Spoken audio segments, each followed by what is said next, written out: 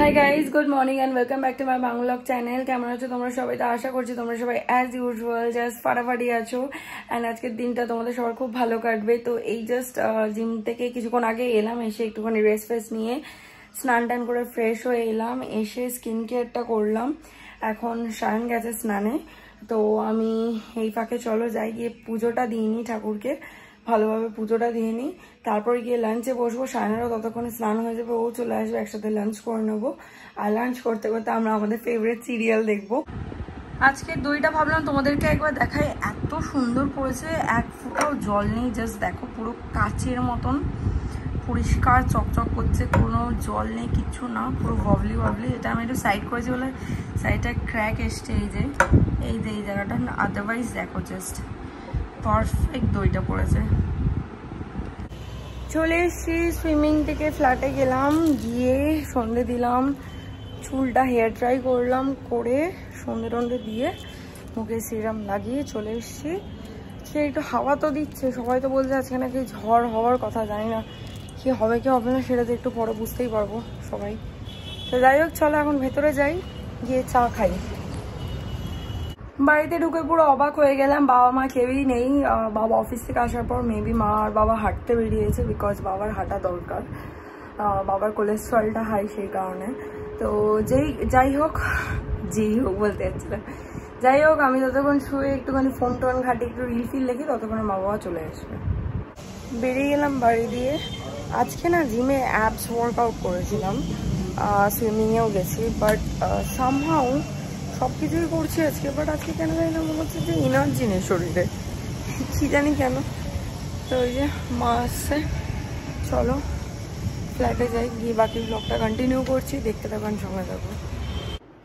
ফ্ল্যাটে এলাম, এসে ডিনার মানে খাবারগুলো আর কি বাইরে বার করলাম, গরম করলাম। আর এদিকে আজকে তো আমার ঘরের ভেতরটা পুরো কি বলবো গার্ডেন হয়ে রয়েছে, বিকজ যে সব গ্রিলগুলো রং হয়েছে। চলো তোমাদেরকে একবার দেখাই।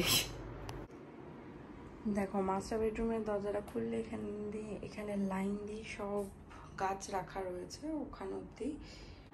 খালি যেই প্লান্টসগুলো ঠাকুর ঘরের ব্যালকানিতে রাখা, মানে ধরো ওই যেখানে আমার মেইনলি সব জবা গাছগুলো রয়েছে, তারপরে অ্যালমেন্ডাটা রয়েছে, ওই মানে ব্যালকানির গাছগুলো একমাত্র খালি ব্যালকানিতে রয়েছে, বিকজ ওই উইন্ডোটা অনেকদিন আগে রং হয়ে গেছিলো অ্যান্ড তারপরে ওরা আর আসছিল না করতে। আজকে আমি শাইনকে বললাম যে করিয়ে নে, আজকে টাইম আছে হাতে, তো তখন বলাতে এসে ওরা সব করে দিয়েছে।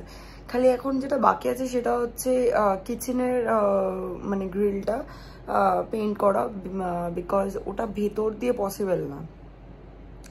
তো ওনারা বলছিল ওরা করে দেবে, কিন্তু ভেতর দিয়ে করলে প্রচণ্ড নোংরা হতো। আর সব থেকে বড় যে কথাটা সেটা হচ্ছে, যিনি রং করতেন আর কি, ওনাকে ওই মানে ক্যাবিনেটের ওপর উঠে আর কি রং করতে হতো। সো আমি সেটা একদমই চাইনি, তাই আমি বললাম ওটা যেন বাইরে থেকে রংটা করে দেয়। তো মেবি হয়তো আজকালকের মধ্যে মানে কালকে বা পরশু করে দেবে আর কি।